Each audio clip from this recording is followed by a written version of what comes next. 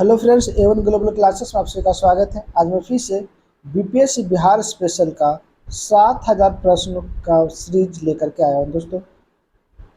इसमें हम लोग प्राचीन बिहार में सामाजिक एवं धार्मिक सुधार आंदोलन से संबंधित प्रश्नों को देखेंगे, जो आज बौद्ध धर्म से संबंधित होगा। तो दोस्तों, अगर हमारे यूट्यूब चैनल को आपने अभी तक सब्सक्राइब नहीं किया हो तो जल्द से जल्द सब्सक्राइब कर लीजिए। और दोस्तों, इस वीडियो को शुरू से अंत तक जरूर देखें, क्योंकि आज बौद्ध धर्म से संबंधित जितने भी एग्जाम में प्रश्न पूछे जाते हैं सभी प्रश्नों का लगभग संकलन किया गया है। दोस्तों, चलिए बिना देरी किए शुरू करते हैं। आज का पहला सवाल है कि 6ठी सदी ईस्वी पूर्व में धार्मिक आंदोलन का प्रमुख केंद्र था। इसका सही उत्तर हो जाएगा मगध। अगला सवाल है कि निम्न में से किस वेद में वर्ण व्यवस्था की चर्चा मिलती है। तो इसका सही उत्तर हो जाएगा ऑप्शन ए ऋग्वेद में। अच्छा, ऋग्वेद में पूछ दिया जाए कि ऋग्वेद के पूर्वोत्तर ऋग्वेद में या उत्तर ऋग्वेदिक काल में, तो उत्तर ऋग्वेदिक काल में वर्ण व्यवस्था का चर्चा मिलता है। अगला सवाल है कि धार्मिक आंदोलन का कौन सा कारण नहीं है।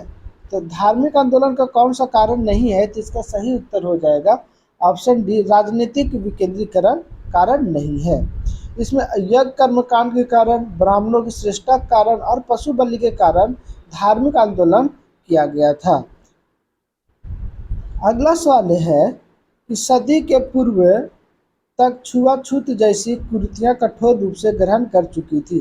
तो किस सदी तक, तो इसका सही उत्तर हो जाएगा ऑप्शन डी 6ठी सदी तक जो छुआछूत था वो बहुत ही कठोर रूप से समाज में फैल चुका था। अगला सवाल है कि किस काल में बड़े बड़े यज्ञों में पशु बलि दी जाती थी। तो इसका सही उत्तर हो जाएगा ऑप्शन डी उत्तर वैदिक काल में। उत्तर वैदिक काल से पशु बलि, मूर्ति पूजा इत्यादि तरह के कार्य, छुआछूत, वर्ण व्यवस्था लगभग शुरू हो चुका था। अगला सवाल है कि उत्तर वैदिक काल में कितने संप्रदायों का उदय हुआ था। तो इसका सही उत्तर हो जाएगा 62 संप्रदाय का उदय हुआ था उत्तर वैदिक काल में। अगला सवाल है कि निम्न में से किस संप्रदाय की जन्मभूमि एवं कर्मभूमि बिहार रही है। तो इसका सही उत्तर हो जाएगा ऑप्शन डी बौद्ध और जैन का जन्मभूमि और कर्मभूमि दोनों जो कहाँ रहा, तो बिहार की रहा था। अगला सवाल है कि महात्मा बुद्ध ने कितने वर्ष की अवस्था में गृह त्याग किए थे। तो महात्मा बुद्ध जी ने 29 वर्ष की आयु में गृह त्याग किए थे। अगला सवाल है बौद्ध धर्म का संस्थापक किसे माना जाता है। तो बौद्ध धर्म का संस्थापक गौतम बुद्ध को माना जाता है। अगला सवाल है गौतम बुद्ध का जन्म कहाँ हुआ था। तो गौतम बुद्ध का जन्म जो दोस्तों वो लुम्बिनी में हुआ था। अगला सवाल है कि गौतम बुद्ध कपिलवस्तु के शाक्य कुल के किस राजा के सुधोधन के पुत्र थे। तो किस राज्य घराने के थे, तो इसका सही उत्तर हो जाएगा वो क्षत्रिय राजघराने के राजा सुधोधन के पुत्र थे। तो शाक्य कुल के क्षत्रिय घराने के राजा सुधोधन के पुत्र कौन थे, तो गौतम बुद्ध थे। अगला सवाल है कि महात्मा बुद्ध की माता का क्या नाम था। तो महात्मा बुद्ध की माता का नाम महामाया था। अगला सवाल है कि निम्न में से कौन गौतम बुद्ध की सौतेली माँ थी। तो गौतम बुद्ध की सौतेली माँ का नाम प्रजापति गौतमी थी। अगला है कि गौतम बुद्ध के बचपन का नाम क्या है। तो गौतम बुद्ध के बचपन का नाम सिद्धार्थ है। अगला सवाल है कि चीनी साहित्य के अनुसार गौतम बुद्ध का जन्म कब हुआ था। इसका सही उत्तर हो जाएगा 563 ईस्वी पूर्व चीनी साहित्य के अनुसार गौतम बुद्ध का जन्म माना जाता है। अगला सवाल है कि गौतम बुद्ध किस गोत्र से संबंधित थे। गौतम बुद्ध जी का गोत्र जो था वो गौतम गोत्र था। अगला सवाल यह है कि महात्मा बुद्ध की मृत्यु कब हुई थी। तो इसका सही उत्तर हो जाएगा ऑप्शन सी 483 ईस्वी पूर्व गौतम बुद्ध की मृत्यु हुई थी। अगला सवाल है कि महात्मा बुद्ध की मृत्यु कितने वर्ष की अवस्था में हुई थी। तो महात्मा बुद्ध की मृत्यु जो है 80 वर्ष की अवस्था में हुई थी। अगला सवाल है कि गौतम बुद्ध के जन्म के समय कौन नामक भविष्यवक्ता ने राजा सुधोधन से कहा कि बालक सन्यासी बनेगा। तो कौन साधु या सन्यासी थे जिसने भविष्यवाणी किए और राजा को बोले कि आपका बालक जो है वो सन्यासी बनेगा। तो इसका सही उत्तर हो जाएगा ऑप्शन सी, काल देवल। काल देवल एक सन्यासी थे जिन्होंने राजा सुधोधन को कहा कि आपका बेटा गौतम बुद्ध, जो बचपन का नाम सिद्धार्थ था, तो बोले कि सिद्धार्थ जो है वो सन्यासी बनेगा, इसलिए उन्हें घर से निकलने नहीं दिया जाता था। अगला सवाल है कितने वर्ष की अवस्था में गौतम बुद्ध का विवाह हुआ था। तो इसका सही उत्तर हो जाएगा ऑप्शन बी, 16 वर्ष की अवस्था में गौतम बुद्ध का विवाह हुआ था। अगला सवाल है कि गौतम बुद्ध की पत्नी का क्या नाम था। तो इसका सही उत्तर हो जाएगा ऑप्शन बी, यशोधरा गौतम बुद्ध की पत्नी का नाम था। अगला सवाल है कि गौतम बुद्ध के पुत्र का नाम क्या नाम था। तो गौतम बुद्ध के पुत्र का नाम राहुल था। अगला सवाल है कि बुद्ध ने भ्रमण के क्रम में निम्न में से क्या नहीं देखा था। तो गौतम बुद्ध को घर से निकलने नहीं दिया जाता था, क्योंकि जो साधु महात्मा थे काल देवल, उन्होंने कह दिया था कि आपका बेटा सन्यासी बनेगा, इसलिए उनको जल्दी महल से बाहर नहीं जाने दिया जाता था। तो जब एक बार महल से बाहर गए तो उन्होंने 3 चीज़ को देखा। इसमें से एक ऑप्शन दिया हुआ है कि रोगी को देखा, किस चीज़ को नहीं देखा था। तो रोगी को देखे था, जी हाँ देखा था। सन्यासी को देखा था, तो सन्यासी को देखा था। मृत व्यक्ति को देखा था, मृत व्यक्ति को देखा था।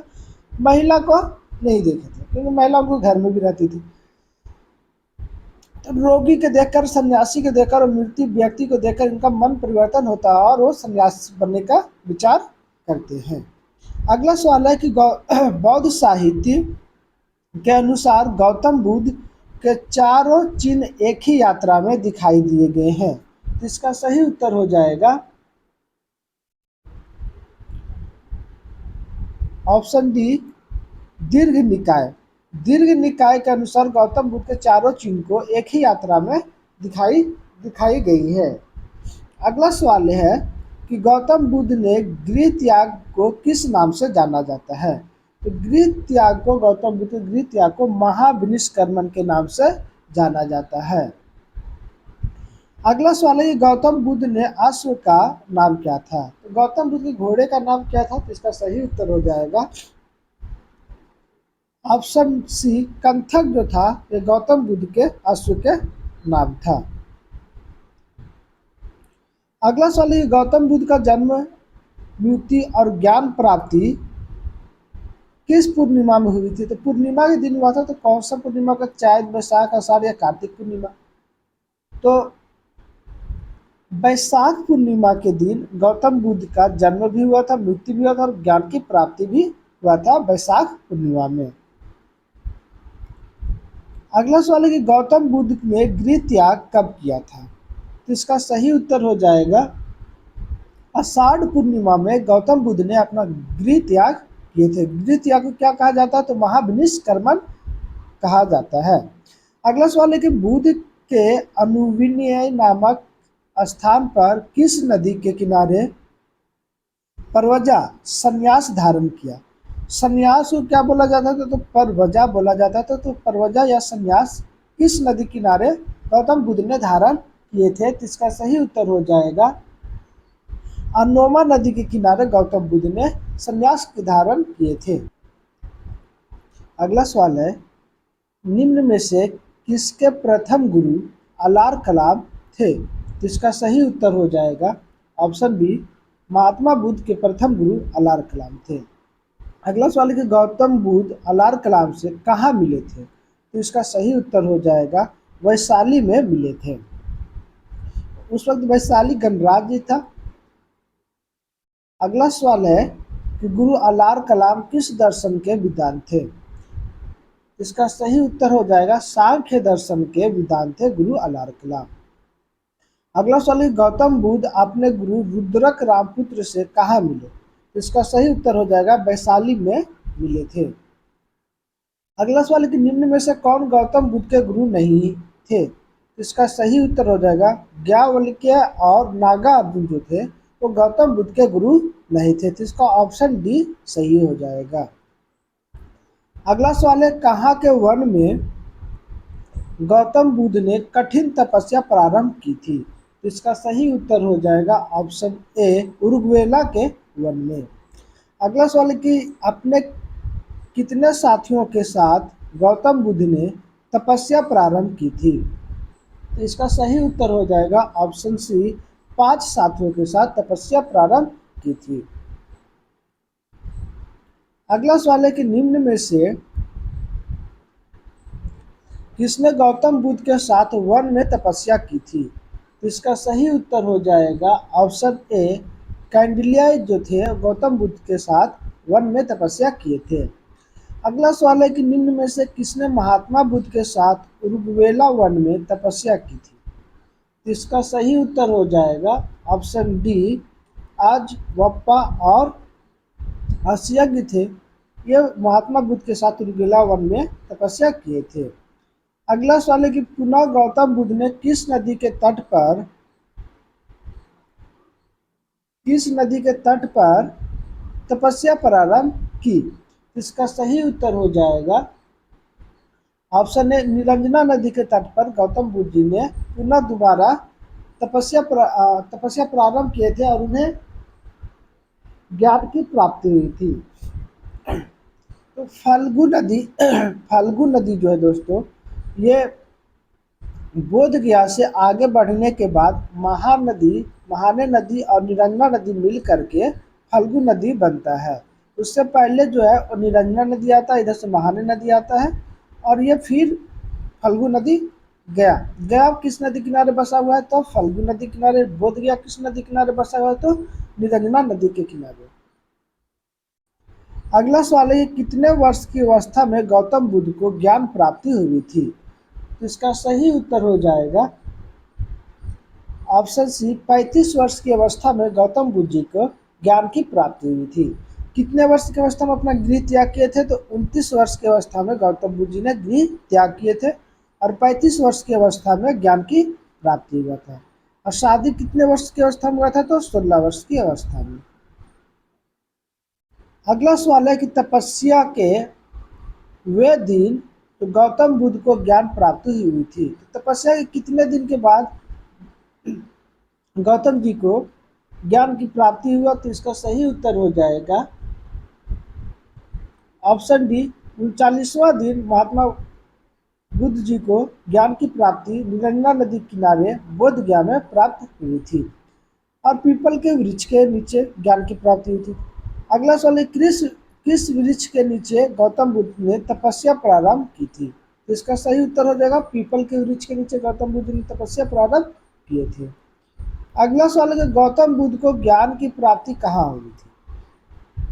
तो इसका सही उत्तर हो जाएगा गया जिले में गौतम बुद्ध जी को ज्ञान की प्राप्ति हुई थी। अगला सवाल है कि किसने गौतम बुद्ध को खीर खिलाया था? तो इसका सही उत्तर हो जाएगा सुजाता जो थे वो गौतम बुद्ध जी को खीर खिलाए थे और खीर खाने के बाद वो तपस्या पे बैठे थे। अगला सवाल है कि महात्मा बुद्ध का बोधिसत्व कहलाए? तो इसका सही उत्तर हो जाएगा ऑप्शन बी, ज्ञान प्राप्ति के बाद महात्मा बुद्ध बोधिसत्व कहलाए। अगला सवाल यह है कि ज्ञान प्राप्ति की घटना को बौद्ध धर्म में क्या कहा जाता है? इसका सही उत्तर हो जाएगा निवारण कहा जाता है। ज्ञान प्राप्ति घटना को निवारण कहा जाता है। गृह त्याग को महाविनिष्कर्मण कहा जाता है। अगला सवाल यह है कि बुद्ध ने सर्वप्रथम कहाँ अपना शिष्य बनाया था? तो इसका सही उत्तर हो जाएगा ऑप्शन ए, बोध गया में प्रथम शिष्य बनाए थे। अगला सवाल, निम्न में से किसको गौतम बुद्ध ने बोध गया में अपना शिष्य बनाया था? तो इसका सही उत्तर हो जाएगा ऑप्शन डी, तपस और भल्लिक को अपना शिष्य बनाए थे प्रथम बार। अगला सवाल यह है कि ज्ञान प्राप्ति के बाद गौतम बुद्ध सर्वप्रथम कहाँ गए? तो इसका सही उत्तर हो जाएगा ऑप्शन बी, सारनाथ गए थे। अगला सवाल है कि महात्मा बुद्ध ने अपना प्रथम उपदेश कहाँ दिए? तो इसका सही उत्तर हो जाएगा अपना प्रथम उपदेश जो थे वो सारनाथ में दिए थे। अगला सवाल है कि बुद्ध द्वारा दिए गए प्रथम उपदेश क्या कहलाता है? तो इसका सही उत्तर हो जाएगा ऑप्शन डी, धर्म चक्र परिवर्तन कहलाता है। अगला सवाल है कि बौद्ध संघ की स्थापना कहाँ हुई थी? इसका सही उत्तर हो जाएगा बौद्ध संघ की स्थापना जो है वो सारनाथ में किया गया था। अगला सवाल है कि प्रथम उपदेश देने के बाद बुद्ध सारनाथ से कहाँ गए? तो इसका सही उत्तर हो जाएगा ऑप्शन बी, वाराणसी गए थे। अगला सवाल है कि वाराणसी में महात्मा बुद्ध किसके घर रुके थे? इसका सही उत्तर हो जाएगा सेठी पुत्र के घर महात्मा बुद्ध रुके थे। अगला सवाल है कि किस शासक ने गौतम बुद्ध को बेनुवन बिहार दान में दिया था? तो बेनुवन बिहार जो था वो बिम्बिसार के द्वारा दिया गया था। बिम्बिसार जो थे वो किस वंश के थे? तो हर्यक वंश के शासक थे, और हर्यक वंश का स्थापना किसने किया था? तो बिम्बिसार ने किए थे। अगला सवाल है कि निम्न में से कौन गौतम बुद्ध का शिष्य नहीं था? इसका सही उत्तर हो जाएगा जमबुद्ध जो थे वो गौतम बुद्ध का शिष्य नहीं थे। उपाली, सारिपुत्र और मौद गलियान जो थे ये गौतम बुद्ध के शिष्य थे। अगला सवाल है कि सारिपुत्र एवं उपाली गौतम बुद्ध के शिष्य कहाँ बने? तो इसका सही उत्तर हो जाएगा ऑप्शन ए, राजगृह में बने थे। अगला सवाल है कि बौद्ध संघ में शामिल होने वाले प्रथम स्त्री कौन थी? तो इसका सही उत्तर हो जाएगा ऑप्शन बी, प्रजापति गौतमी। प्रजापति गौतमी महात्मा बुद्ध के सौतेली माँ थी। अगला सवाल है कि किसके कहने पर गौतम बुद्ध ने स्त्रियों को बौद्ध संघ में शामिल किया? इसका सही उत्तर हो जाएगा आनंद के कहने पर, अपने शिष्य आनंद के कहने पर बौद्ध धर्म में महिलाओं को शामिल किया गया। अगला सवाल है कि स्त्रियों के बौद्ध संघ में शामिल होने पर किसने कहा था कि जो बौद्ध धर्म 1000 वर्षों तक चलता अब 500 वर्षों में ही समाप्त हो जाएगा? इसका सही उत्तर हो जाएगा गौतम बुद्ध जी ने कहे थे। इसके पीछे कहने का बहुत सारे कारण था जो आगे हम लोग प्रश्न में देखते हैं। अगला सवाल है कि निम्न में से कौन गौतम बुद्ध का चचेरा भाई था? तो इसका सही उत्तर हो जाएगा ऑप्शन डी, देवदत्त जो थे वो गौतम बुद्ध के चचेरे भाई थे।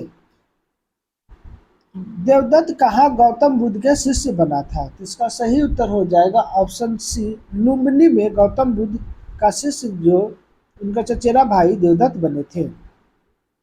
अगला सवाल है ज्ञान प्राप्ति के कितने वर्ष बाद गौतम बुद्ध वैशाली पहुंचे?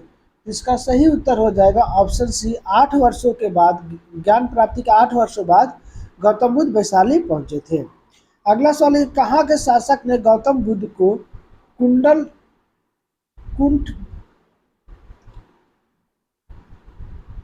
कुटर्णशाला नामक बिहार दान में दिया था? तो कुटर्णशाला नामक बिहार दान में कहाँ के शासक दिए थे? तो इसका सही उत्तर हो जाएगा लिच्छवी के शासक ने कुटर्णशाला नामक बिहार गौतम बुद्ध जी को दान में दिए थे। अगला सवाल है कि कहाँ की नगर बधू गौतम बुद्ध के शिष्य बनी? तो इसका सही उत्तर हो जाएगा वैशाली के नगर बधू जो थी वो गौतम बुद्ध के शिष्य बने थे। अगला सवाल है कि वैशाली की नगर बधू का क्या नाम था? तो इसका सही उत्तर हो जाएगा आम्रपाली था। अगला सवाल है किसके शासक की पत्नी बुद्ध की शिष्य बनी थी? तो किस शासन के शासक की पत्नी? तो मगध के शासक की पत्नी जो थे बुद्ध के शिष्य बने थे। अगला सवाल है कि मगध के शासक बिम्बिसार की पत्नी का नाम क्या था? तो बिम्बिसार की पत्नी का नाम क्षेमा था, और ये मगध के शासक थे, और मगध के शासक के पहली पत्नी थी जो बुद्ध के शिष्य बने थे। अगला सवाल है ज्ञान प्राप्ति के 20वें वर्ष बुद्ध कहाँ गए? तो ज्ञान प्राप्ति के बाद 20वें वर्ष बुद्ध जो थे वो कौशल गए थे। अगला सवाल है कि निम्न में से कौन कौशल की राजधानी थी? तो कौशल की राजधानी श्रीवस्ती है। अगला सवाल है कि अंगुलीमाल नामक डाकू बुद्ध का शिष्य कहाँ बना था? तो श्रावस्ती में ही अंगुलीमाल नामक डाकू बुद्ध का शिष्य बने थे। अगला सवाल है कि बुद्ध ने अपने जीवन में सर्वाधिक उपदेश कहाँ दिए? तो इसका सही उत्तर हो जाएगा श्रावस्ती में दिए थे। अगला सवाल कि बुद्ध की मृत्यु कहाँ हुई थी? तो बुद्ध की मृत्यु जो है वो कुशीनगर में हुई थी। अगला सवाल है कि किस चीज़ का मांस खाने से बुद्ध के उदर उदर मतलब पेट में विकार रोग हुआ जिससे बुद्ध की मृत्यु हो गई? तो क्या चीज़ का मांस खाया था? तो सुअर के मांस खाने से बुद्ध के पेट में उदर में विकार हुआ मतलब पेट में रोग हुआ जिसके कारण गौतम बुद्ध की मृत्यु हो गई। अगला सवाल है कि बुद्ध की मृत्यु घटना को क्या कहा जाता है? तो बुद्ध की मृत्यु घटना को महापरिनिर्वाण कहा जाता है। वही धर्म चक्र परिवर्तन प्रथम उपदेश को कहा जाता है। अगला सवाल है कि बुद्ध की मृत्यु के बाद गौतम बौद्ध धर्म का मार्गदर्शक कौन बना? तो बुद्ध की मृत्यु के बाद बौद्ध धर्म के मार्गदर्शक आनंद बने। अगला सवाल है कि निम्न में से किसका अंतिम वाक्य अप दीपो भव था? तो अप दीपो भव जो था वो गौतम बुद्ध का अंतिम वाक्य था। अगला सवाल है कि बुद्ध के अस्थि अवशेषों को कितने भागों में बांटा गया? इसका सही उत्तर हो जाएगा 8 भागों में बांटा गया। अगला सवाल है कि बुद्ध के अस्थि अवशेष प्राप्त कर उस पर किस चीज़ का निर्माण कराया गया? तो स्तूप का निर्माण कराया गया। स्तूप, चैत्य और विहार ये तीनों बौद्ध धर्म से संबंधित है, महल नहीं। वही कहा गया कि बौद्ध के अस्थि पर किस चीज़ का निर्माण कराया गया था? तो स्तूप का निर्माण करवाया गया था। अगला सवाल है कोई भी व्यक्ति किसकी आज्ञा के बिना संघ में प्रवेश नहीं कर सकता था? तो अपने माता पिता की आज्ञा के बिना कोई भी व्यक्ति संघ में प्रवेश नहीं कर सकता था। अगला सवाल है निम्न में से कहाँ बुद्ध की अस्थि अवशेष पर स्तूप निर्माण नहीं हुआ? तो विदेह में का जो स्तूप बनाया गया है वो बुद्ध के अस्थि अवशेष के ऊपर नहीं कराया गया है। अगला सवाल है कि बुद्ध निम्न में से कौन बौद्ध धर्म का अनुयायी नहीं था? तो उदयन जो थे बौद्ध धर्म के अनुयायी नहीं थे। ये किस धर्म से के अनुयायी थे? तो ये जैन धर्म के अनुयायी थे। अगला सवाल है कि निम्न में से कौन महात्मा बुद्ध का शिष्य था? तो इसका सही उत्तर हो जाएगा ऑप्शन डी, जीवक, महाकाश्यप और सुमित ये तीनों महात्मा बुद्ध के शिष्य थे। अगला सवाल है कि निम्न में से कौन स्त्री बौद्ध धर्मानुयायी नहीं थी? तो प्रियदर्शना जो थी वो बौद्ध धर्म के महिला अनुयायी नहीं थी। आम्रपाली, यशोधरा और नंदा ये तीनों बौद्ध धर्म के अनुयायी थी। अगला सवाल है कि गौतम बुद्ध ने कितने आर्य सत्यों का प्रतिपादन किया था? तो 4 आर्य सत्यों का प्रतिपादन गौतम बुद्ध जी ने किए थे। अगला सवाल है कि अष्टांगिक मार्ग किस धर्म से संबंधित है? तो अष्टांगिक मार्ग बौद्ध धर्म से संबंधित है। तो कितने अष्टांगिक मार्ग बौद्ध धर्म में शामिल था? तो 8 अष्टांगिक मार्ग था। 8 अष्टांगिक मार्ग कौन कौन था? तो सम्यक संकल्प, सम्यक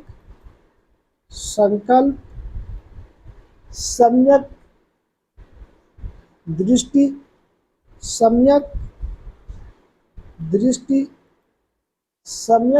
सम्यक संकल्प, सम्यक वाणी, सम्यक कर्मात और सम्यक आजीवक, सम्यक व्यायाम। 7वां जो था सम्यक स्मृति था। 7वां सम्यक स्मृति था। 8वां जो है वो सम्यक समाधि था। तो सम्यक समाधि ये 8 बौद्ध धर्म के अष्टांगिक मार्ग में ये 8 बातें रखे थे। अगला सवाल है कि निम्न में से कौन अष्टांगिक मार्ग के अंतर्गत नहीं आता है? तो इसका सही उत्तर हो जाएगा सम्यक ज्ञान जो अष्टांगिक मार्ग के अंतर्गत नहीं आता है। अगला सवाल है कि बौद्ध धर्म में अष्टांगिक मार्ग पर चलने के लिए एवं जीवन में नैतिक आचरण करने के लिए कितने शील बनाए गए? तो इसका सही उत्तर हो जाएगा 10 शील बनाए गए थे। अगला सवाल है कि निम्न में से कौन गौतम बुद्ध बौद्ध धर्म के 10 शीलों में शामिल है।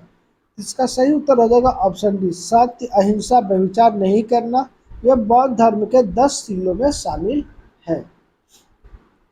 अगला सवाल है कि निम्न में से कौन बौद्ध धर्म के 10 शीलों में शामिल नहीं है?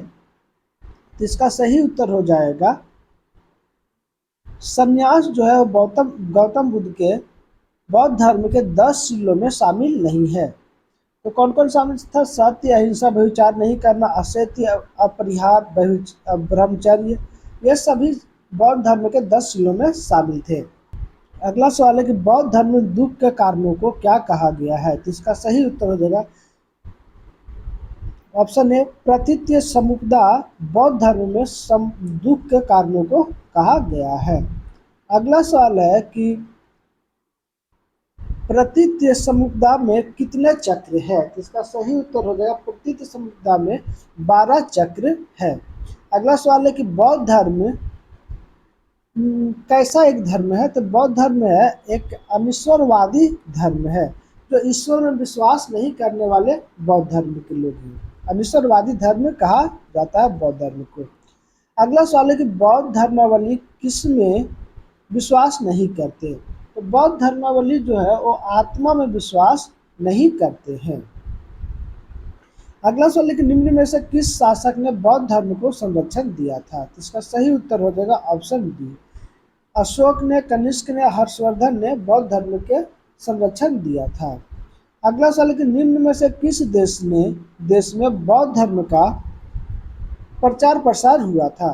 तो इसका सही उत्तर हो जाएगा श्रीलंका, चीन और तिब्बत, तीनों देशों में बौद्ध धर्म का प्रचार प्रसार किया गया था।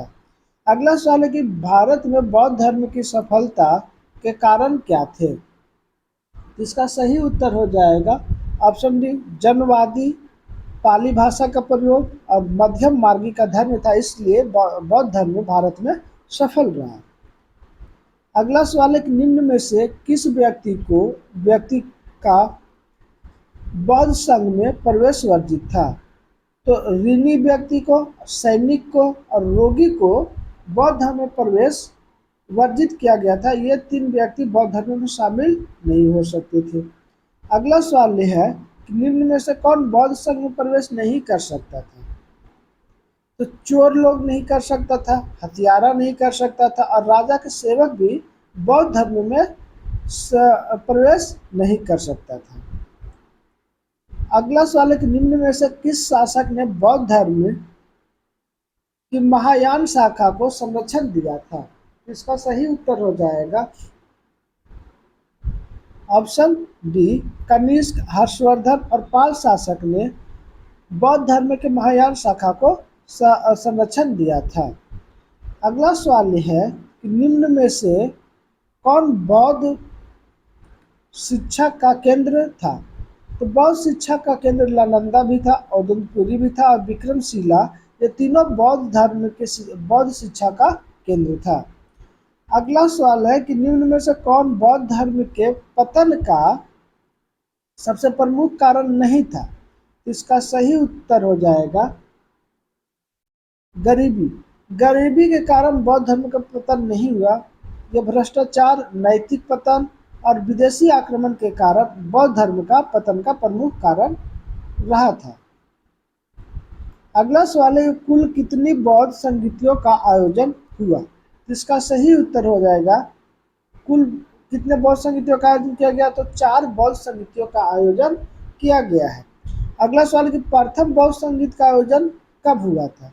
इसका सही उत्तर हो जाएगा 483 ईस्वी पूर्व प्रथम बौद्ध संगीत का आयोजन किया गया था। अगला सवाल है कि प्रथम बौद्ध संगीत का आयोजन कहाँ हुआ था? तो इसका सही उत्तर हो जाएगा ऑप्शन ए, राजगृह में हुआ था। अगला सवाल है कि प्रथम बौद्ध संगीत का अध्यक्ष कौन थे? इसका सही उत्तर हो जाएगा प्रथम बौद्ध संगीत का अध्यक्ष जो थे वो महाकश्यप थे। अगला सवाल है कि प्रथम बौद्ध संगीत का आयोजन किसका शासनकाल में संपन्न हुआ? इसका सही उत्तर हो जाएगा प्रथम बौद्ध संगीत का आयोजन जो है वो अजातशत्रु के शासनकाल में संपन्न हुआ। अजातशत्रु जो थे किस वंश से थे? ये हर्यक वंश के शासक थे और हर्यक वंश को पृथनता वंश भी कहा जाता है। अगला सवाल है, किस बौद्ध संगीत के बाद सूत एवं विनय पिटक का संकलन हुआ था? तो इसका सही उत्तर हो जाएगा प्रथम बौद्ध संगीत के बाद सूत पिटक एवं विनय पिटक का संकलन हुआ था। अगला सवाल है कि द्वितीय बौद्ध संगीत का आयोजन कब हुआ था?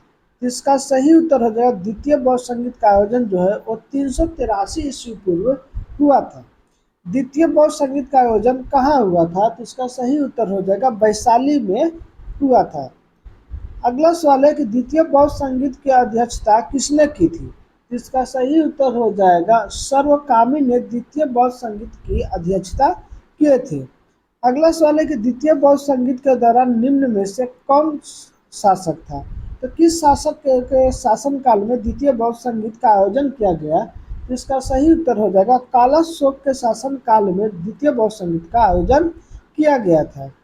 अगला सवाल है कि किस बौद्ध संगीत के पश्चात बौद्ध धर्म का अष्टवीर एवं महासंघिक में विभाजन हो गया? इसका सही उत्तर हो जाएगा द्वितीय बौद्ध संगीत के बाद जो बौद्ध धर्म थे वो अष्टवीर और महासंघीय में विभाजन हो गया था। प्रथम बौद्ध संगीत में क्या हुआ था? तो सूत पिटक और विनय पिटक का सूत पिटक और विनय पिटक का संकलन हुआ था और द्वितीय बौद्ध संगीत में अष्टवीर एवं महासंघिक में विभाजन हुआ। अगला सवाल है कि तृतीय बौद्ध संगीत का आयोजन कब हुआ था? इसका सही उत्तर हो जाएगा तृतीय बौद्ध संगीत का आयोजन जो है वो 249 ईस्वी पूर्व हुआ था।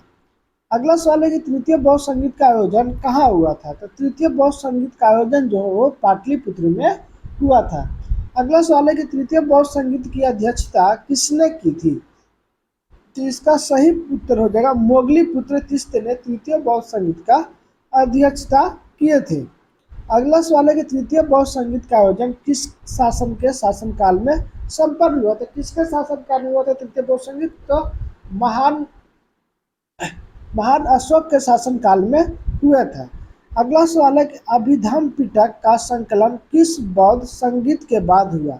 जिसका सही उत्तर हो जाएगा तृतीय बौद्ध संगीत के बाद अभिधम्म पिटक का संकलन किया गया था। प्रथम बौद्ध संगीत में सूत पिटक और विनय पिटक का संकलन किया गया था। तृतीय बौद्ध संगीत के बाद अभिधम्म पिटक का संकलन किया गया। अगला सवाल है कि चतुर्थ बौद्ध संगीत का आयोजन कब हुआ था? तो इसका सही उत्तर हो जाएगा चतुर्थ बौद्ध संगीत का आयोजन जो है वो 395 ईस्वी पूर्व, कहीं 72 ईस्वी पूर्व, या इसका सही उत्तर है कि प्रथम ईसा के प्रथम शताब्दी में हुआ था। तो ईस्वी के प्रथम शताब्दी में चतुर्थ बौद्ध संगीत का आयोजन हुआ था। इसका एग्जैक्ट जो डेट है वो सही नहीं है, कहीं 95 ईस्वी देता है, कहीं 72 ईस्वी देता है, कहीं कुछ देता है। तो इसका जो ऑप्शन रहे कि ईस्वी के प्रथम शताब्दी में, तो इसका ईस्वी के प्रथम शताब्दी में आयोजन हुआ था। तो ये ऑप्शन में रहे तो यही ऑप्शन आप लोग टिक करें। अगला सवाल है कि चतुर्थ बौद्ध संगीत का आयोजन कहाँ हुआ था? तो इसका सही उत्तर हो जाएगा चतुर्थ बौद्ध संगीत का आयोजन जो है वो कुंडल वन में हुआ था। अगला सवाल है कि चतुर्थ बौद्ध संगीत की अध्यक्षता किसने की थी? तो इसका सही उत्तर हो जाएगा वसुमित्र ने चतुर्थ बौद्ध संगीत की अध्यक्षता किए थे। अगला सवाल है कि चतुर्थ बौद्ध संगीत के उपाध्यक्ष कौन थे? तो चतुर्थ बौद्ध संगीत के उपाध्यक्ष जो थे वो अश्वघोष थे।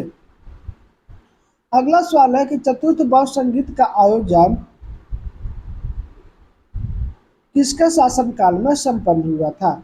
इसका सही उत्तर हो जाएगा कनिष्क के शासनकाल में चतुर्थ बौद्ध संगीत का आयोजन संपन्न हुआ था। अगला सवाल है किस बौद्ध संगीत के बाद बौद्ध धर्म का हीनयान एवं महायान में विभाजन हो गया? तो बौद्ध धर्म जो है वो दो संप्रदाय में बट गया, हीनयान और महायान में। तो हीनयान और महायान किस बौद्ध संगीत के बाद बटा? तो इसका सही उत्तर हो जाएगा चतुर्थ बौद्ध संगीत के बाद जो हीनयान और महायान दो संप्रदायों में बौद्ध धर्म का विभाजन हो गया।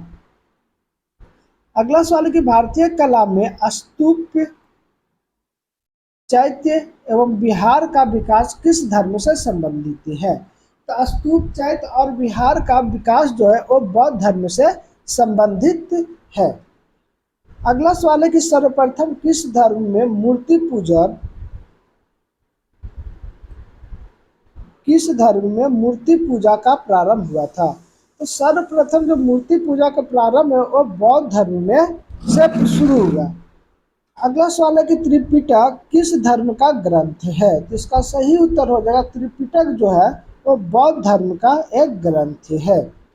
अगला सवाल है कि निम्न में से कौन त्रिपिटक का अंग नहीं है? तो इसका सही उत्तर हो जाएगा जैसे विनय पिटक, सूत पिटक और अभिधम पिटक, ये तीनों सूत पिटक और विनय पिटक प्रथम बौद्ध संगीत के समय यह संकलन किया गया और तृतीय बौद्ध संगीत के बाद अभिधम पिटक का संकलन किया गया। तो इसमें पूछा जा रहा है कि इनमें से कौन त्रिपिटक का अंग नहीं है? तो इसका सही उत्तर हो जाएगा आनंद पिटक जो है वो त्रिपिटक का अंग नहीं है।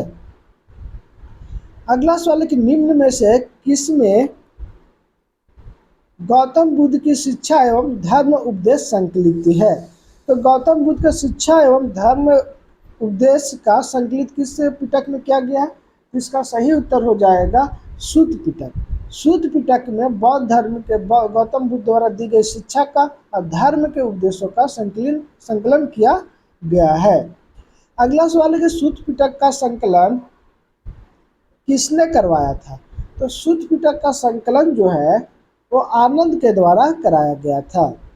अगला सवाल है कि सूत पिटक में कितने भाग्य हैं? तो इसका सही उत्तर हो जाएगा सूत पिटक में 5 भाग्य है। अगला सवाल है कि निम्न में से कौन सूत पिटक के भाग्य है? तो इसका सही उत्तर हो जाएगा दीर्घ निकाय, मध्यम निकाय, अंगुत्तर निकाय, यह सूत पिटक का भाग्य है। अगला सवाल है कि खुदक निकाय किस पिटक का भाग्य है? तो खुदक निकाय जो है वो सूत पिटक का ही एक भाग्य है। अगला सवाल है कि निम्न में से किस निकाय में बुद्ध के उपदेश अष्टांगिक मार्ग एवं महापरिनिवारण का वर्णन किया गया है? तो अष्टांगिक मार्ग और महापरिनिवारण का वर्णन किस निकाय में किया गया है? तो इसका सही उत्तर हो जाएगा दीर्घ निकाय में किया गया है। अगला सवाल है कि पहली बार 16 महाजन पदों का वर्णन कहाँ मिलता है? तो 16 महाजन पदों का वर्णन बौद्ध धर्म के किस निकाय से मिलता है? तो इसका सही उत्तर हो जाएगा अंगुत्तर निकाय से हमें 16 महाजन पदों का वर्णन मिलता है। अगला सवाल है कि निम्न में से किस निकाय में बुद्ध ने बुद्ध के पूर्व जन्म से संबंधित 549 जातक कहानियों का संग्रह है? तो 549 जातक कहानियों का संग्रह किस निकाय में है? तो इसका सही उत्तर हो जाएगा खुदक निकाय में 549 जातक कहानियों का वर्णन या संग्रह है। अगला सवाल है कि विनय पिटक का संकलन किसने करवाया था? तो विनय पिटक का संकलन जो है वो उपाली द्वारा कराया गया था। उपाली द्वारा विनय पिटक का संकलन करवाया गया। वही सूत पिटक का किसके द्वारा? तो आनंद द्वारा कराया गया था। अगला सवाल है कि निम्न में से किसमें बौद्ध धर्म के नियमों का संकलन किया है? तो बौद्ध धर्म का संकलन किसमें है? इसका सही उत्तर हो जाएगा विनय पिटक में। विनय पिटक में बौद्ध धर्म को नियमों का संकलन किया गया है। अगला सवाल है कि विनय पिटक के कितने भाग्य हैं? इसका सही उत्तर हो जाएगा विनय पिटक के 3 भाग्य हैं। वही सूत पिटक के कितने भाग्य हैं? तो 5 भाग्य हैं। अगला सवाल है कि निम्न में से कौन विनय पिटक का भाग नहीं है? तो इसका सही उत्तर हो जाएगा मंजिम जो है वो विनय पिटक के भाग नहीं है। किस पिटक का भाग है? तो सूत पिटक का भाग है। इसमें विनय पिटक में सूत विभंग, खंडक और परिवार ये 3 भाग में विभक्त है। अगला सवाल यह है कि निम्न में से किस पिटक का संकलन प्रश्नोत्तर के रूप में हुआ है? तो इसका सही उत्तर हो जाएगा अभिधम पिटक का प्रयोग जो प्रश्नोत्तर के रूप में किया गया है, मतलब प्रश्न और उत्तर के रूप में व्याख्या है। अगला सवाल है कि बौद्ध दर्शन का संकलन किस पिटक में हुआ? तो बौद्ध दर्शन का संकलन जो है वो अभिधम पिटक में किया गया है। अगला सवाल है कि निम्न में से किसके द्वारा अभिधम पिटक का संकलन कराया गया? तो इसका सही उत्तर हो जाएगा मोगली पुत्र तीस्ता के द्वारा बौद्ध धर्म के अभिधम पिटक का संकलन कराया गया। अगला सवाल है कि जातक कथाओं की कुल संख्या कितनी है? तो जातक कथाओं की कुल संख्या जो है वो 549 है। और जातक कथाओं की संख्या जो है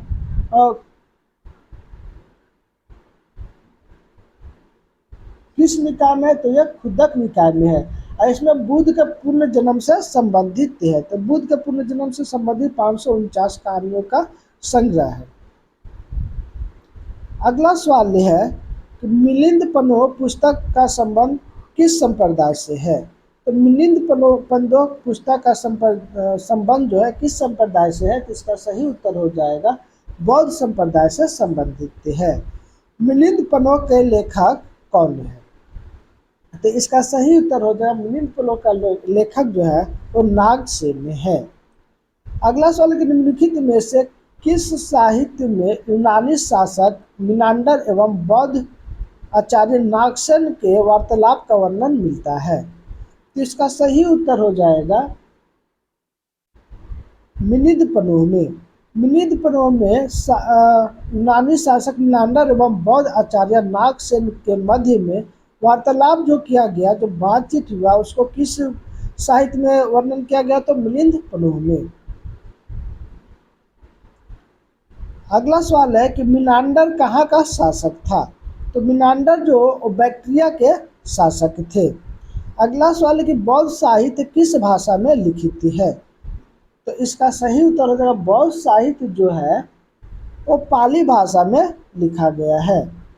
अगला सवाल है कि विशुद्धि मग्ग किस संप्रदाय से संबंधित साहित्य है? तो इसका सही उत्तर हो जाएगा बौद्ध धर्म से संबंधित साहित्य विशुद्धि मग्ग है। विशुद्धि मग्ग के लेखक कौन है? तो विशुद्धि मग्ग का लेखक जो है वो मोगली पुत्र तीस्ता है। अगला सवाल है कि निम्न में से किस साहित्य में बौद्ध धर्म के दार्शनिक निचोड़ है? तो इसका सही उत्तर हो जाएगा दार्शनिक निचोड़ जो है वो विशुद्धि मग्ग में है। अगला सवाल है कि निदान काठा किस धर्म से संबंधित साहित्य है? तो इसका सही उत्तर हो जाएगा निदान काठा जो है वो बौद्ध धर्म से संबंधित साहित्य है।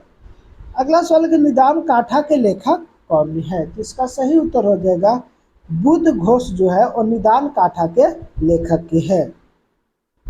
अगला सवाल है कि निम्न में से कौन एकमात्र पाली भाषा में बौद्ध गौतम बुद्ध की जीवनी है? तो पाली भाषा में एकमात्र लिखा गया गौतम बुद्ध की जीवनी कौन सा है? तो इसका सही उत्तर हो जाएगा निदान काठा। अगला सवाल है कि अष्टकथाएं किस संप्रदाय से संबंधित साहित्य है? तो इसका सही उत्तर हो जाएगा बौद्ध संप्रदाय से अष्टकथाएं संबंधित है। अगला सवाल यह है कि त्रिपिटक पर लिखा गया भाष्य निम्न में से कौन है? तो त्रिपिटक पर लिखा गया भाष्य जो है वो 8 कथाएं हैं। अगला सवाल यह है कि अभिधम कोश किस धर्म से संबंधित साहित्य है? अभिधम कोश जो है वो बौद्ध धर्म से संबंधित एक साहित्य है। अगला सवाल है कि निम्न में से कौन अभिधम कोश के लेखक के है? इसका सही उत्तर हो जाएगा वसुबंधु जो है वो अभिधम कोश के लेखक के है। अगला सवाल है कि निम्न में से किस साहित्य से काल एवं वर्ष गणना की जानकारी मिलती है? तो इसका सही उत्तर हो जाएगा अभिधम कोश से काल एवं वर्ष गणना की जानकारी मिलती है। अगला सवाल यह है कि संदर्भ पुंडरीक किस संप्रदाय से संबंधित साहित्य है? जिसका सही उत्तर हो जाएगा बौद्ध धर्म से संबंधित साहित्य है। अगला सवाल है कि संदर्भ पुंडरीक के लेखक कौन है? जिसका सही उत्तर हो जाएगा संदर्भ पुंडरीक के लेखक वसुबंधु है। अगला सवाल है कि संदर्भ पुंडरीक किस संप्रदाय से संबंधित है। तो इसका सही उत्तर हो जाएगा महायान संप्रदाय से संदर्भ पुंडरीक संबंधित है। अगला सवाल है कि निम्न में से किस साहित्य में भगवान बुद्ध को अमिताभ अर्थात स्वर्ग में बैठने वाला कहा है। इसका सही उत्तर हो जाएगा संदर्भ पुंडरीक में गौतम बुद्ध को अमिताभ कहा गया है, जिसका अर्थ होता है स्वर्ग में बैठने वाला। अगला सवाल है कि प्रज्ञा पारमिता किस संप्रदाय से संबंधित साहित्य है। तो प्रज्ञा पारमिता जो है वो बौद्ध धर्म से संबंधित साहित्य है। अगला सवाल है कि प्रज्ञा पारमिता के लेखक कौन है। तो इसका सही उत्तर हो जाएगा प्रज्ञा पारमिता के लेखक नागा अर्जुन है। अगला सवाल है कि निम्न में से किसने शून्यवाद का सिद्धांत दिया था। तो इसका सही उत्तर हो जाएगा शून्यवाद का सिद्धांत जो है वो नागा अर्जुन ने दिए थे। अगला सवाल है कि निम्न में से किस साहित्य में शून्यवाद का सिद्धांत मिलता है। तो इसका सही उत्तर हो जाएगा शून्यवाद का सिद्धांत जो है वो प्रज्ञा पारमिता में मिलता है। शून्यवाद का सिद्धांत किसने दिया। तो नागार्जुन। नागार्जुन को क्या कहा जाता है। तो भारत का आइंस्टीन किसे कहा जाता है। तो नागार्जुन को कहा जाता है। क्यों कहा जाता है भाई। तो इन्होंने शून्यवाद का सिद्धांत दिया था। अब शून्यवाद का सिद्धांत किस साहित्य में मिलता है। तो प्रज्ञा पारमिता में मिलता है। अगला सवाल है कि अकुतो माया किस धर्म से संबंधित साहित्य है। तो इसका सही उत्तर हो जाएगा बौद्ध धर्म। अकुतो माया किस धर्म से संबंधित है। तो बौद्ध धर्म से। अकुतो माया के लेखक कौन है। तो इसका सही उत्तर हो जाएगा अकुतो माया के लेखक जो है वो नागा अर्जुन जी है। अगला सवाल है कि ललित विस्तार किस संप्रदाय से संबंधित है। इसका सही उत्तर हो जाएगा बौद्ध संप्रदाय से संबंधित है। ललित विस्तार किस संप्रदाय से। तो बौद्ध संप्रदाय से। ललित विस्तार के लेखक कौन है।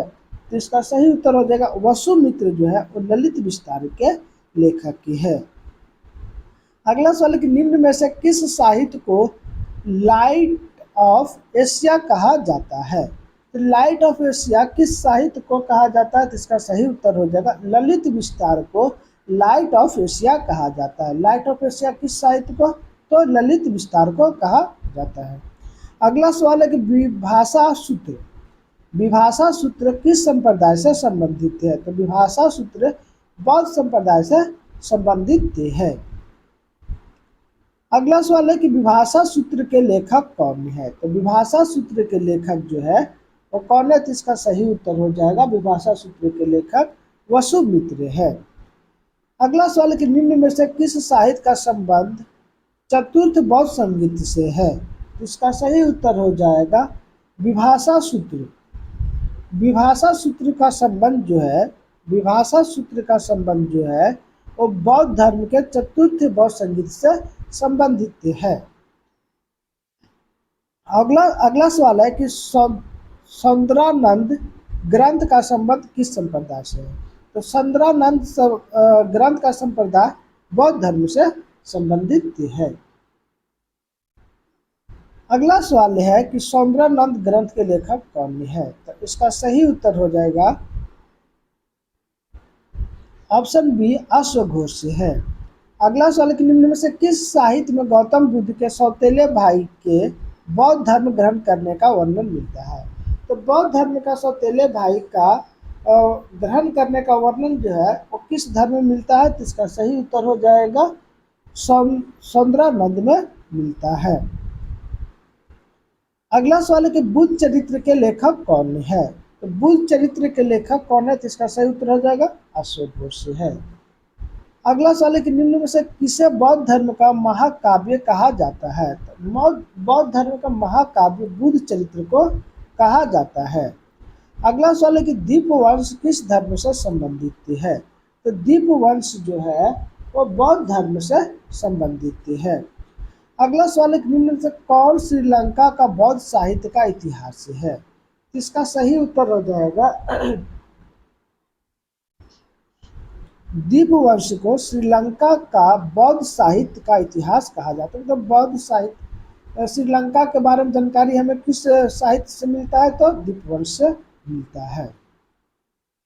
अगला सवाल है कि महावंश महावंश किस संप्रदाय से संबंधित ग्रंथ है? तो महावंश जो है वो बौद्ध धर्म से संबंधित एक ग्रंथ है। अगला सवाल है कि महावंश के लेखक कौन है? तो इसका सही उत्तर हो जाएगा महावंश के लेखक जो है वो भंदत्त महानामा है। भंदत्त महानामा महावंश के लेखक ही है। अगला सवाल है कि निम्न में से किस ग्रंथ से उज्जैन के वायसराय संबंधित जानकारी मिलती है? तो उज्जैन के वायसराय की जानकारी जो है वो महावंश से मिलती है। अगला सवाल यह है कि तृतीय बौद्ध संगीत की जानकारी किस ग्रंथ से मिलती है? तो तृतीय बौद्ध संगीत की जानकारी हमें महावंश से मिलती है। अगला सवाल है कि ग्रंथ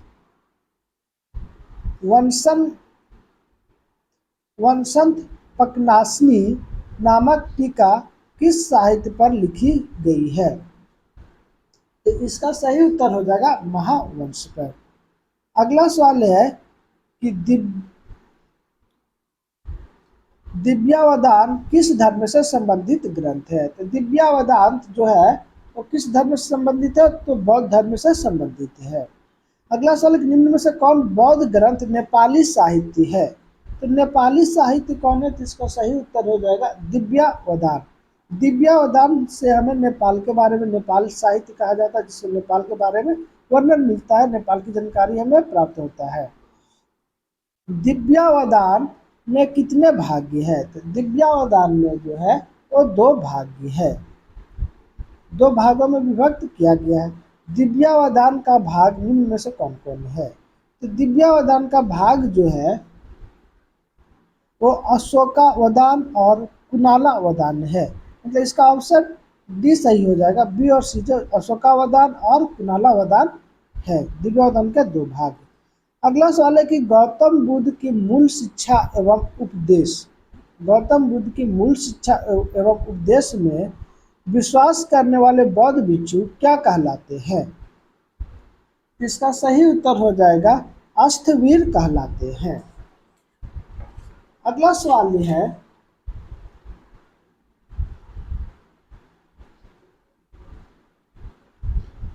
परिवर्तन चाहने वाले बौद्ध भिक्षुओं को क्या कहा गया? जो परिवर्तन चाहते थे उसे महासंघिक कहा गया। अष्टवीर संप्रदाय का परिवर्तक कौन था? तो अष्टवीर संप्रदाय का प्रवर्तक जो है वो महाकात्यायन थे। महाकात्यायन अष्टवीर संप्रदाय के प्रवर्तक थे। अगला सवाल है कि महासंघिक संप्रदाय का प्रवर्तक कौन था? तो महासंघिक संप्रदाय का प्रवर्तक जो थे वो थे महाकश्यप। अगला सवाल है कि भारत में अष्टवीर संप्रदाय की समाप्ति पर किस संप्रदाय का विकास हुआ था? अष्टवीर की समाप्ति कर श्रावस्तीवाद संप्रदाय का विकास हुआ। अस्थिरवीर संप्रदाय को समाप्त कर श्रावस्तीवाद संप्रदाय का शुरुआत हुआ। अगला सवाल है कि हीनयान मूलतः किस संघ का हीनयान जो मूलतः है वो किस संप्रदाय का संघ बना? इसका सही उत्तर हो जाएगा अस्थिरवाद संप्रदाय का जो संघ था, जो अस्थिरवाद बाद में श्रावस्तीवाद बना, श्रावस्तीवाद से क्या बन गया? हीनयान मूलतः संघ बना। तो महायान संघ किससे बना? तो महायान संघ जो था वो महासंघिक से बना। अगला सवाल यह है कि निम्न में से किस में हीनयानवादी विश्वास करते हैं? तो हीनयानवादी जो है किस में विश्वास करते हैं? तो इसका सही उत्तर हो जाएगा 4 आर्य सत्य में, अष्टांगिक मार्ग में और 10 शील में हीनयान के लोग जो है मानने वाले भी है और विश्वास करते थे। इसका ऑप्शन डी सही हो जाएगा। अगला सवाल है कि हीनयान संप्रदाय का आदर्श क्या है? तो हीनयान संप्रदाय का आदर्श जो है वो अहर्त है। अगला सवाल यह है कि हीनयान के अनुसार हिनयान के अनुसार बुद्ध मानव थे और वे किस चीज़ का विरोध करते थे? तो मूर्ति पूजा का विरोध करते थे। हिनयान के लोगों का कहना है कि बुद्ध मानव थे और वे मूर्ति पूजा के विरोध करते थे, इसलिए मूर्ति पूजा करना गलत है। लेकिन महायान जो मानने वाले हैं वो मूर्ति पूजा की शुरुआत किए और मूर्ति पूजा करते रहे। सबसे ज़्यादा दुनिया में मूर्ति पूजा जो है वो गौतम बुद्ध की जाती है। कंबोडिया स्थित जो महाबोधि मंदिर है वो सिर्फ कंबोडिया में 10 लाख मूर्ति एक ही जगह पे स्थान पे है गौतम बुद्ध का। अगला सवाल यह है कि अर्हत वह है जो केवल अपने प्राप्ति के लिए प्रयत्न करते हैं। तो इसका सही अर्हत वह है जो केवल अपने प्राप्ति के लिए प्रयत्न करते हैं। तो इसका सही उत्तर हो जाएगा निवारण की प्राप्ति के लिए प्रयत्न करते हैं, वही सिर्फ अर्हत कहलाते हैं।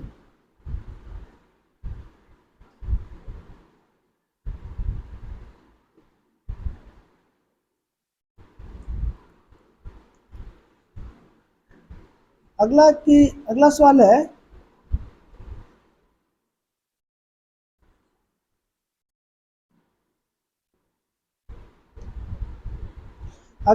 खालिस्तान में बुद्ध धर्म को देवता माना गया तथा मूर्ति पूजा प्रारंभ हुई।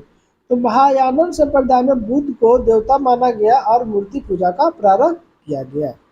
अगला सवाल है कि महायानन संप्रदाय के साहित्य की भाषा क्या थी? तो महायानन संप्रदाय के साहित्य की भाषा जो है वो संस्कृत भाषा थी। अगला सवाल है कि किस संप्रदाय में बुद्ध को बोधिसत्व कहा है? तो बुद्ध को बोधिसत्व किस संप्रदाय में कहा गया है? तो इसका सही उत्तर हो जाएगा महायानन में। अगला सवाल है कि बुद्ध ने अपने 5 शिष्यों के सहयोग से बौद्ध संघ की स्थापना की थी। इसका सही उत्तर हो जाएगा सारनाथ में अपने 5 शिष्यों के साथ गौतम बुद्ध ने बौद्ध संघ की स्थापना किए थे। अगला सवाल है कि बौद्ध संघ प्रणाली किस पर आधारित है? तो बौद्ध संघ प्रणाली किस पर आधारित था? तो इसका सही उत्तर हो जाएगा जनतांत्रिक प्रणाली पर बौद्ध संघ आधारित था। अगला सवाल है कि बौद्ध संघ में प्रवेश हेतु किसी व्यक्ति की न्यूनतम आयु कितना वर्ष अनिवार्य थी? तो बौद्ध संघ में प्रवेश करने के लिए किसी व्यक्ति को 15 वर्ष का होना अनिवार्य था। धन्यवाद दोस्तों, हमारा वीडियो आप लोग कैसा लगा कमेंट करके जरूर बताएं। दोस्तों अगर हमारे यूट्यूब चैनल को आपने अभी तक सब्सक्राइब नहीं किए हैं तो जल्द से जल्द सब्सक्राइब कर लीजिए। चलिए हम लोग फिर से मिलते हैं अगले वीडियो में, तब तक के लिए जय हिंद जय भारत।